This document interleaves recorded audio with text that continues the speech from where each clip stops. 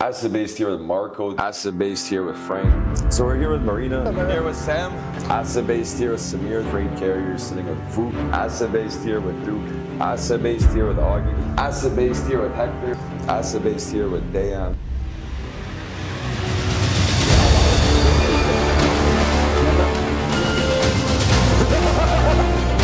Jeden village.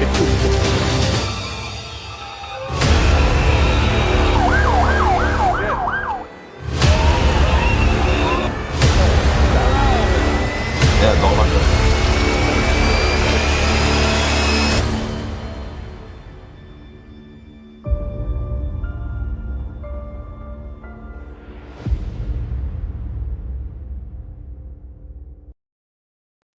Just before we get into today's show, we got to get through the EF routing top hauls of the week. Coming in at number one on drive-ins in Madison, Wisconsin to Muncie, Indiana. 376 on the miles, 2.4 to 3.8 on the top end. Then a Dayton, Ohio over to Richmond, Virginia, 540 on the miles, 2.5 to $3 on the top end. Coming in number one on reefer, again, Madison, Wisconsin over to Pittsburgh, 630 on the miles, 3.1 to 3.6 on the top end. And a Philly over to Manchester, New Hampshire, deep northeast freight, 376 on the miles, $4 to almost $6 on the top end. We are going out to New Hampshire. It's kind of to be expected, but still some crazy money going out there. Number one on flatbed, we got the Charleston, West Virginia to Allentown, 446 miles, 3.28 to 3.9 almost on the top end. And Maryland over to South Carolina, about 500 miles, 2.5 to 3.7. Lots of variance on the board today. Best loop for a drive-in, going to start out in Vermont, head over to South Carolina, Milwaukee, Muncie, Indiana, over to Philly, back to Vermont, regular work week, 7.2 to 7.6 on the gross, 2.2 to 2.4 almost on the top end. Pretty good numbers. I've seen a lot lower RPM on drive-ins this week, that's for sure.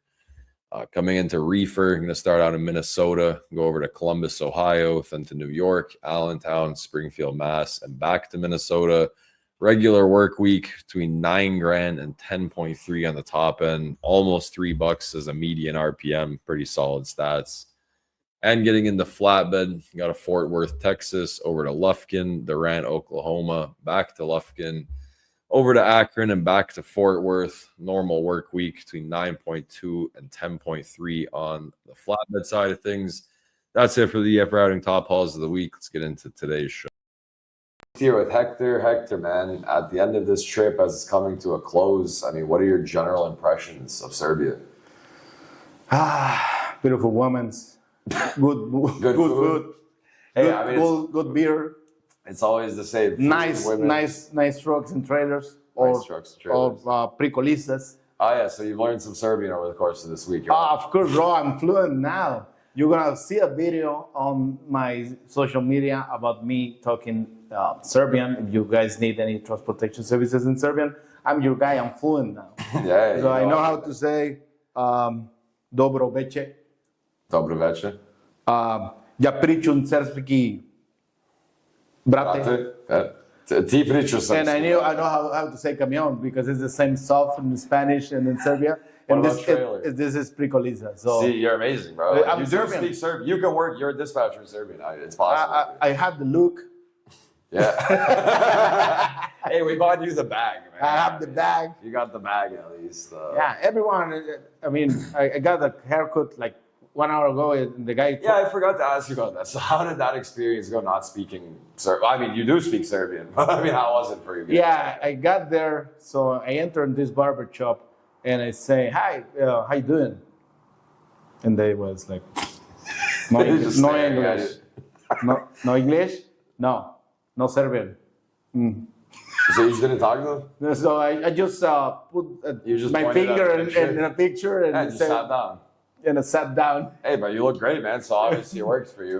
Serbia, a lot of people do speak English.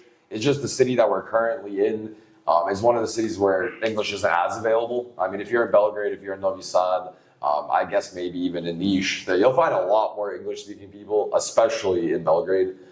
But the city that we're in is kind of a smaller city, and English is not as available. But most of the people talk English here too. I mean, Yeah, I was the good only. enough. The Good barber was the only barber who doesn't speak English. Yeah, you just found the one guy that doesn't speak English. Like, So, but he asked me where you're from. I said Serbia.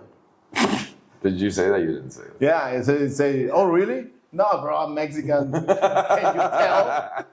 No, I couldn't tell, man. Just by looking at you and listening to you.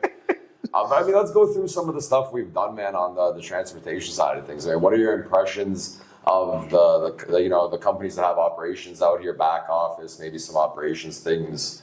What are your first thoughts? I mean, walking through the companies, meeting the people. We visit a lot of companies Yeah. these days. A lot of companies, a lot of work, and there are just professionals. The guys there working hard. They know what they're doing. Hey, you even found a bunch of Spanish-speaking dispatchers out here? Yeah, of course. And also, it was amazing because this girl told me that she learned Spanish from novelas. That means like a series. Like she learned from friends, something like that, right? So that's amazing. Yeah, so I was kind of shocked to hear that when I landed here. A lot of people spoke Spanish in the dispatch communities because obviously there's a lot of Spanish-speaking drivers on the road. And they explained to me that for some reason, nobody ever really explained to me the reasoning, but for some reason, they all used to watch a lot of Spanish TV shows like these, like Mexican drama shows are big stuff here. Yeah, but in Serbia, in Serbia, in that's weird. Filipina, in Poland. I mean, I heard that before. I guess you guys have good drama, man. Oh, yeah, Dios mío. Yeah. A culture thing, I guess. And but yeah, good people, bro. Good people, good companies. They're professional, and it was it's not surprising. No, it was great meet these guys and shake hands with them. And I mean, what did you think about the offices, man? I mean, we've been through a lot of the offices. Obviously, some companies, and this is more of a common occurrence, but we're getting away from it. A lot of offices used to just be, I mean, 4 or 5 years ago, used to just be apartments that were converted into offices. You know, it was just a regular apartment, and they would just put a bunch of desks in there, and that's how a lot of these companies used to operate.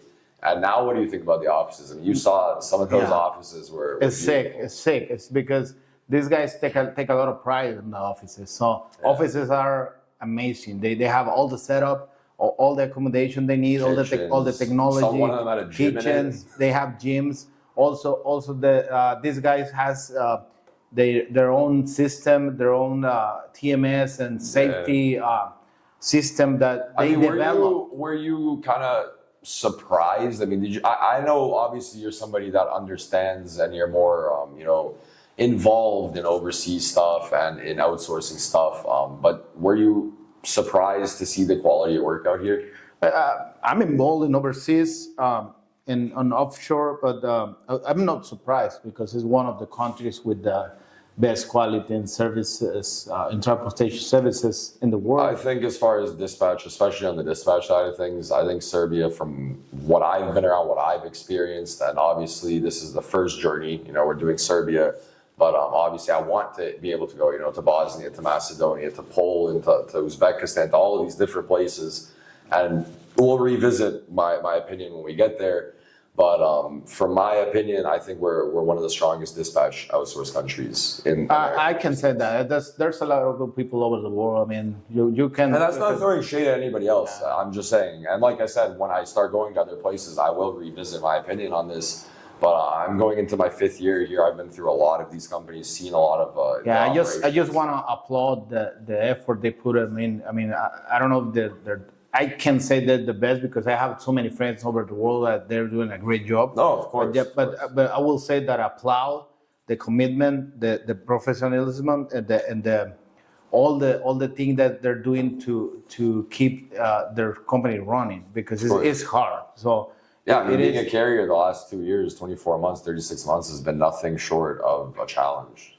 Yeah, and there's this effort to travel the world and visit all these guys is to bring awareness about there's people on the other side of the phone. It's not always someone who's trying to do something wrong to you, right? As a broker, because it's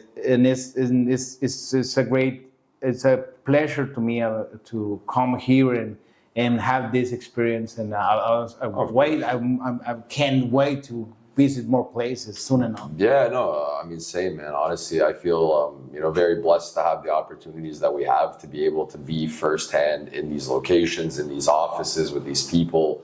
And, we had this discussion throughout this trip where it's a lot easier for, a person, a team, to bring a camera into a bunch of offices and show millions of people what it's like versus telling millions of people, hey, why don't you go to these offices and experience it yourself, right? Yeah, but we involve everyone. We not just talk with management. We talk with everyone. Yeah, with the guys in dispatch, with the guys in safety and update, the care, accounting. Yeah. I mean, you saw it's a full service. Like, companies have the ability to have full service operations all based out over here. I mean, from everything, from safety to accounting to dispatch to carrier sales. I mean, we even got into a little bit of the brokerage stuff, but as I said, Serbia is a lot more carrier heavy than it is brokerage heavy. But it is amazing, and it's amazing to meet new allies and friends, because at the end of the day, when you meet in real life, it's very different. At the end of the day, everybody are transportation. There's no dispatchers against brokers, against carriers, against drivers. We're all involved in moving freight from where it picks up to where it delivers. Trying to put food on the table. Of course. At the end of the day. So to make an effort to know as much as you can the people, it's worth it. Yeah. I mean, to wrap up your thoughts on it, I mean, you were pleasantly surprised in the end. Yeah. Yeah. I mean, let's move into sort of the country itself, right? I mean, what are your impressions of Serbia, the country? Nothing to do with logistics and stuff like that, and the businesses, but what do you think of our country, man? I mean, you got on a road trip, man. You've been to a lot of cities. Yeah. I think you've seen more of Serbia than most Serbians have. So. No, we traveled for almost all the country. We visit more than... I think we drove about 800 miles. Maybe more. All within Serbia. Maybe more. We went through like 3 or 4 tanks of fuel. So. I mean, it was surprised that it's difficult to find a shower in a truck stop. I mean, because in US you can find a shower every truck stop. 40 miles. There's a truck stop and you can find 15 showers. So you noticed that you had mentioned that to me when we were driving on the highway. You're like, where's all the truck stops? I mean, they're usually just a regular gas station. It's a regular gas station with few slots to just with like one taller fuel island. I mean, seems little that like the Canadian truck stop. The reason that there isn't a lot of truck stop is because these drivers are very well prepared. All they really end up needing is the space, right? They stop their trucks, they pull out a barbecue, a propane grill, a charcoal grill. They have gym equipment. The drivers in Europe are very prepared. They cook all their food. They don't need the truck stops as much and as heavily as America does. And that's amazing because it's much healthier. That's because it's a big difference. This is a U.S. truck, and this is in Mexico they call chatos. because they have no nose. This Yeah. nose. So how you can fit a grill here?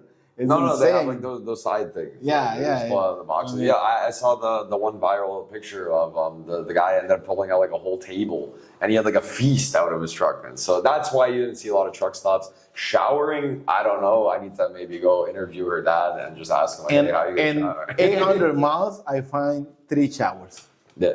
3 showers. I mean, Yeah, it's not a lot. So I mean, maybe we gotta because get some more shower. when I used to drive one or 2 times, I did that shower with a Like a bucket. with a bucket in Yeah, the back it's of the fun, truck. So, but here you can do that because it's like 15, 18 degrees. I mean, take me through. What do you think about the equipment, man? I mean, you saw we were making the jokes. You know, obviously those the drivers from over here go to America, and they're like, "Wow, this is like an apartment. How big it is." The Yeah. I American mean, trucks. the new trucks are basically apartments. As a I've seen some driver, Volvo ones that are very, very nice. as a driver, you have nothing to complain because it's an apartment. You have 2 beds. You have the space for the clothes. Compared to the Europe Yeah, truck. you have the space. You can basically stretch in the sleeper Yeah, you with can at no least problem. stand up. And they don't because the bed is in the back of the seat, so it's So it's pretty hard. There might be some psychology as to why the drivers from these parts of the world end up doing so well over there, because obviously for them it's an upgrade. It's Like a- it's more space. It's something, you know. And the American drivers that are born and raised there only know that size of truck. So to them that's small because they don't understand that it could be Yeah. it could be something like this. It Right? could be smaller. Could always be smaller.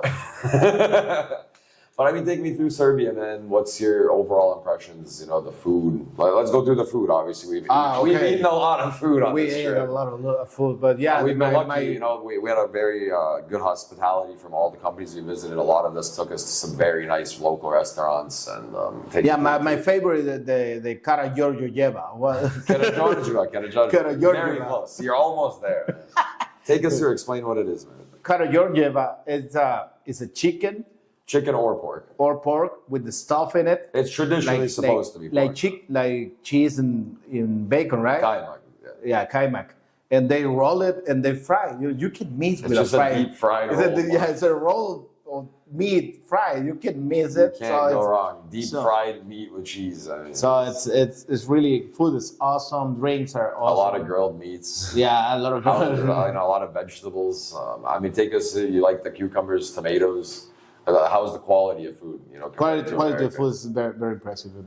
Very rich. Yeah, that's cool. I mean, take me through your favorite city. I mean, we went through Novi Sad, Belgrade, Niš. Now we're sitting currently in Kragujevac. For my favorite city, I need to say. I mean, we didn't is- have enough time to walk through as much as we would have liked. We were really working. The Yeah, but entire I trip. enjoy Novi Sad.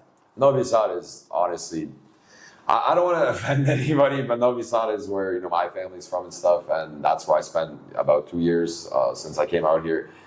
It's just really calm. It's big, but it's small, and it's one of the best cities for sure out here. Yeah, but I mean, I saw a lot of like memories there. Like it's an old town that has. I a mean, lot of- Serbia has a long history. It has quite a troubled history, and they've always bounced back. And you know, it's part of our culture to do the best. And one of the best experience I had here was walking with a beer in the street.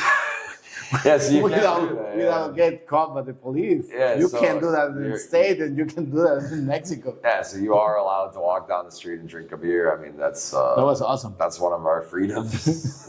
I don't know if it's a good or a bad thing, but after living in Canada my entire life, when I first came here, I was like, "This is awesome."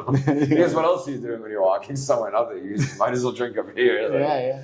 So, what's your favorite part of this trip? What's the thing that stuck out to you the most? Meet the people. People is amazing. I mean, everyone has a great story. Everyone is so welcoming. They always trying to give you want more coffee. You want more alcohol. You want more food. Are you They're good in that hosts. chair? You want another chair? They're very good Yeah, hosts. yeah, they're very good hosts. So I mean, we have a really good hosting culture here. You know, if you go into somebody's house or any, I guess office even. Yeah. You know, if you're a guest here, you get treated very well. Everything is served to you. you have the impression from America that the people here is gonna be like cold people. But no, when you come here and meet someone, there's warm people, loving people. They embrace you in your house, and No, I mean their that houses, just so- goes to say, you can't judge people that you haven't met. yeah. I mean, yeah, you have to go explore, and that's a whole other thing. I mean, there's a statistic in America that not very much of the population even has a passport. And once you start traveling, that's when you're gonna start to break down the stereotypes and what the media sort of tells you about places. Because you're gonna go in there and you're gonna have an impression of it. And once you arrive, you're like, wow, like this is not what I thought it was gonna be like. Yeah, since I've been in transportation, I've been traveling a lot. Like this year was this Serbia is in its January. Last year, Thailand, Philippines, Yeah, I'm excited to go to China.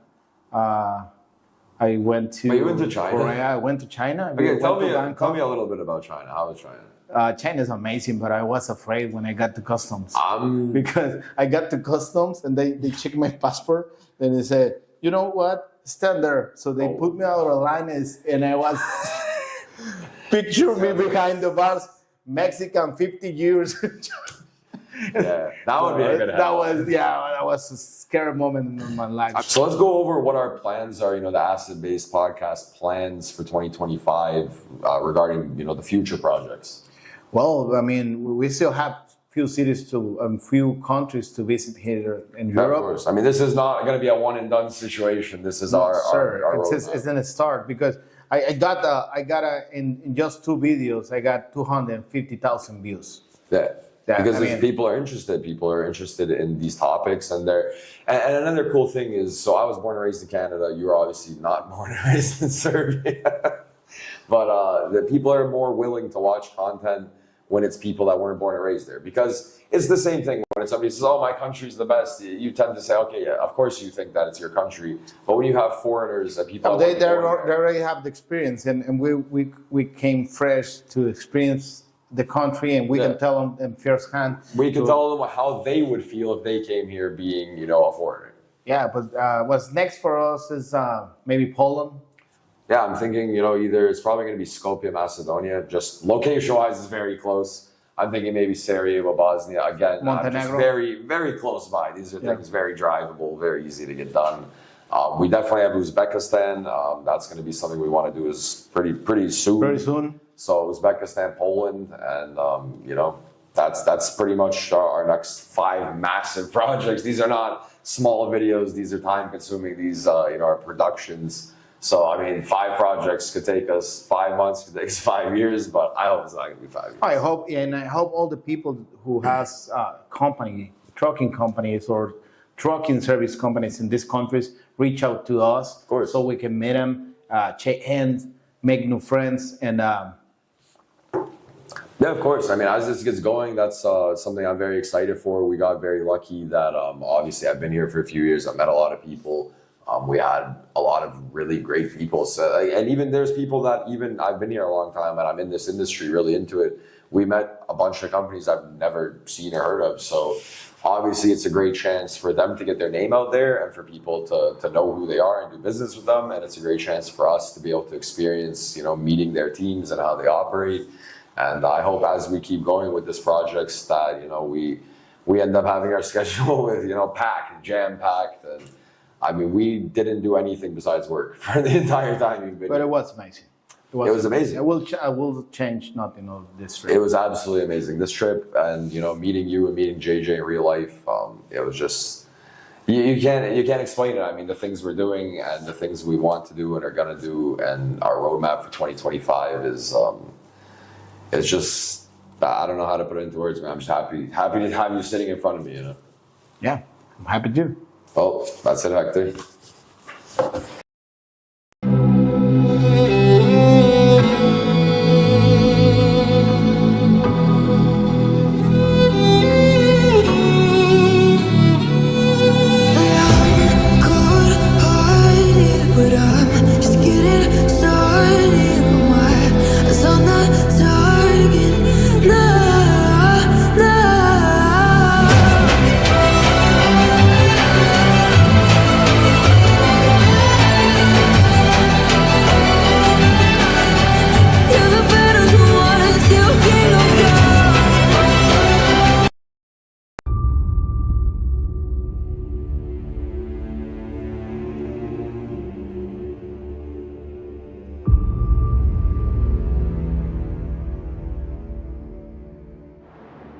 Acid based here with Marco. Acid based here with Frank. So we're here with Marina. I'm here with Sam. Acid based here with Samir. Freight carrier sitting with Fu. Acid based here with Duke. Acid based here with Augie. Acid based here with Hector. Acid based here with Dayan.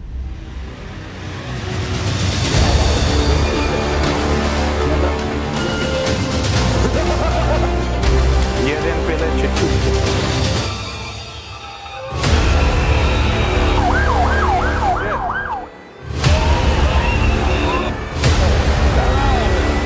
Yeah, don't